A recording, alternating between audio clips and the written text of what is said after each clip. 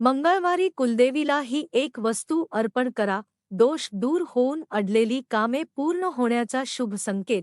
आपल्या संस्कृतीत प्रत्येक घराचे एक वेगळे वैशिष्ट्य असते आणि त्या वैशिष्ट्यात सर्वात महत्त्वाचे स्थान जर कोणाचे असेल तर ते आपल्या कुलदेवीचे असते. कोणत्याही कुटुंबाची ओळख फक्त आडनावावरून किंवा परंपरेवरून होत नाही, तर त्या कुटुंबावर आशीर्वादाचा आपल्या चॅनलला सबस्क्राईब कर आणि लिही श्री स्वामी समर्थ. आज चांगली बातमी मिळेल. हात ठेवून उभ्या असलेल्या कुलदैवतावरून देखील होते. अनेक वेळा माणूस आयुष्यात कितीही प्रयत्न करीत असला तरी काही गोष्टी जुळून येत नाहीत. कधी आरोग्याची चिंता, कधी आर्थिक समस्या, कधी मुलांच्या शिक्षणातील अडथळे, तर कधी कामात पडणारी अनपेक्षित संकटे. आणि या सगळ्यातून बाहेर पडण्याचा मार्ग सापडत नाही. अशावेळी आपल्या पूर्वजांनी सांगून गेलेला एकच मार्ग खरा ठरतो.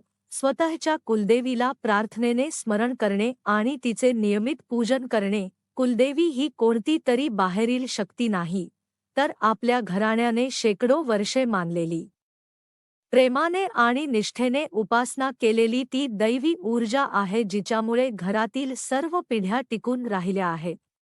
या कुलदैवतेची कृपा जिथे कायम असते तिथे अडथळे येऊ शकतात, पण ते घर उद्ध्वस्त होत नाही. संकटे येतात, पण त्यातून बाहेर पडण्याची ताकद मिळत राहते. म्हणूनच आपल्या कुलदेवीला संतुष्ट ठेवणे हे प्रत्येकाच्या आयुष्यात अत्यावश्यक आहे. पण आजच्या आधुनिक युगात अनेकांना स्वतःची कुलदेवी कोण आहे हे देखील माहिती नसते. घरातील वृद्ध मंडळींना विचारल्याशिवाय हे कळत नाही की कोणत्या देवतेचे आपण खरोखर वारसदार आहोत. आपल्या पूर्वजांनी कोणत्या देवतेची पूजा केली, कोणत्या देवतेने आपले घराणे पिढ्यानपिढ्या सांभाळले, हे जाणून घेतल्याशिवाय कुलदेवीची कृपा कशी मिळणार. त्यामुळे प्रथम ही माहिती जाणून घेणे गरजेचे आहे. कुलदेवीची कृपा जिथे टिकून असते तिथे घरातील आरोग्य सुखी राहते, मुलांना शिक्षणात प्रगती मिळते, स्थिर आर्थिक स्थिती निर्माण होते आणि घरात शांतीचे वातावरण राहते. अनेक लोक सांगतात की एवढी वर्षे लग्न झाले पण संतानप्राप्ती होत नाही, डॉक्टरांकडे धावपळ होते पण काही समाधान मिळत नाही. पण ज्या घरात कुलदेवीचा विसर पडतो तिथे निसर्गाची ऊर्जा कमी होत जाते.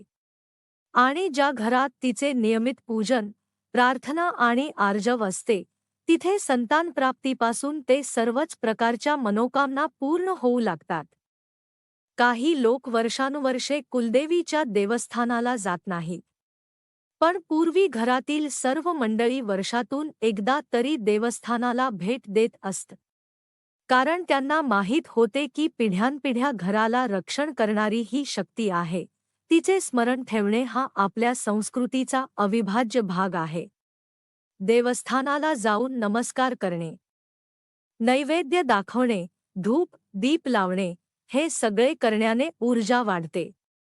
आणि घरी परतल्यानंतर रोज देवस्थानातील ताक, मूर्ती किंवा गाभायातून आणलेला प्रसाद यांचे पूजन करणे ही एक पवित्र जबाबदारी आहे.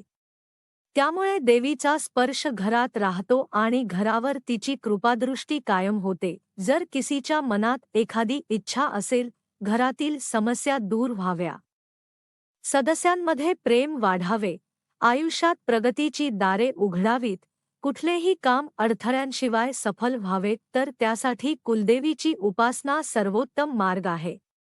देवीचा वार कोणता आहे हे जाणून घेऊन त्या दिवसापासून उपाय सुरू केल्यास परिणाम अधिक फलदायी होतात. काहींची कुलदेवी मंगळवारची असते तर काहींची शुक्रवारची. वाराचा संबंध ऊर्जा प्रवाहाशी आहे, त्यामुळे त्या वारानुसार उपाय केल्यास इच्छित फल मिळते. मंगळवार हा देवीचा वार असेल तर पहाटे उठून शुचिर्भूत होऊन संकल्प करावा आणि घराच्या उंबरठ्यावर हळदीचा लेप लावावा. हा हळदीचा स्पर्श तुमच्या घरात सकारात्मकता ओढून आणतो आणि नकारात्मक घटकांना दूर ठेवतो. पूजा करताना तुपाचा दिवा लावण्यास विशेष महत्त्व आहे, कारण तुपाचे तेज वातावरण शुद्ध करते. तूप नसेल तर देवाजवळ उपलब्ध दिवाही चालतो. नेहमीच्या पूजेनंतर संकल्प करा की तुम्ही आजपासून सलग 11 मंगळवार ही सेवा करणार आहात. लक्षात ठेवा, संकल्पाला मनातून उच्चारण्याइतके महत्त्व आहे. त्यानंतर देव्हाऱ्यात असलेली कुलदेवीची मूर्ती किंवा ताक स्वच्छ ताम्हनात ठेवावी. सर्वप्रथम साफ पाण्याने 5 वेळा अभिषेक करावा. त्यानंतर पंचामृताने 5 वेळा अभिषेक करावा आणि पुन्हा पाण्याने 5 अभिषेक करत मूर्ती स्वच्छ करून घ्यावी.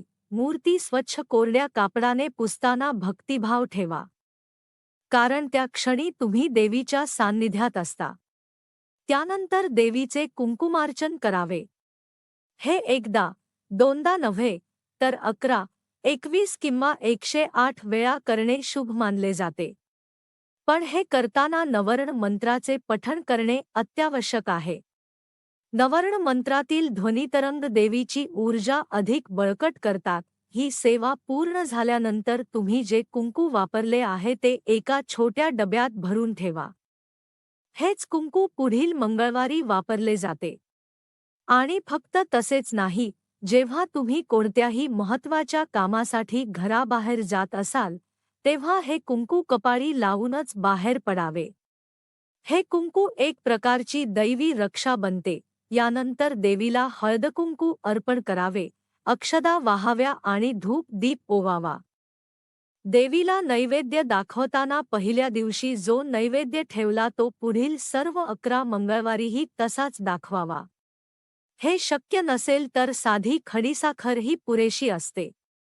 नैवेद्य म्हणजे देवीला अर्पण केलेली प्रेमाची भेट. त्यानंतर देवीसमोर सुंदर असा फुलांचा गजरा ठेवावा आणि विडाही अर्पण करावाच. त्यासाठी खाऊ पानाची जोडी घेऊन त्यात खडीसाखर, सुपारी, कात, चुना, केशर घालावे आणि त्यावर एक लवंग ठेवून विडा तयार करावा. गोडवा, सुगंध आणि पवित्रता या 3 ऊर्जांचा संगम म्हणजे देवीचा विडा. पूजा केल्यानंतर सकाळी आणि संध्याकाळी आरती करून देवीसमोर प्रार्थना करावी. दिवसातील सर्व चांगले वाईट आठवून क्षमायाचना करावी. देवाजवळ नम्रपणे प्रार्थना केल्यास मन हलके होते आणि अंतःकरण शुद्ध होते. देवीला दाखवलेला नैवेद्य आणि विडा घरातील सदस्यांनी प्रसाद म्हणून खावाच. हा प्रसाद म्हणजे देवीच्या कृपेचा स्पर्श असतो. तो कधीही बाहेरच्या लोकांना देऊ नये, कारण ही कृपा घरातील लोकांसाठीच असते. असा हा उपाय जेव्हा निष्ठेने केला जातो तेव्हा घरातील वातावरणात एक वेगळीच शांतता निर्माण होते. भांडणे कमी होतात, आरोग्य सुधारते, अडचणी मागे हटतात. जे कामे महिनोमहिने अडकलेली असतात ती अचानक जमू लागतात. मुलांच्या अभ्यासात प्रगती दिसू लागते आणि घरात सतत जाणवणारी एक अदृश्य सकारात्मक शक्ती सर्वांना आधार देऊ लागते. कुलदेवी म्हणजे केवळ देव्हाऱ्यातली मूर्ती नाही, ती आपल्या घराच्या भोवती असलेली संरक्षक ऊर्जा आहे. तिचे स्मरण केल्याने आपण स्वतःला आपल्या मुळाशी जोडतो, ज्यामुळे जीवनात स्थैर्य येते. आणि या निष्ठेने केलेल्या उपासनेतून जे शुभफळ मिळते ते केवळ भौतिक सुख नाही, तर मानसिक प्रसन्नता, कुटुंबातील प्रेम आणि एक जीवनदायी आश्वासन असते की आपल्यावर आईस्मान देवीची कृपा कायम आहे.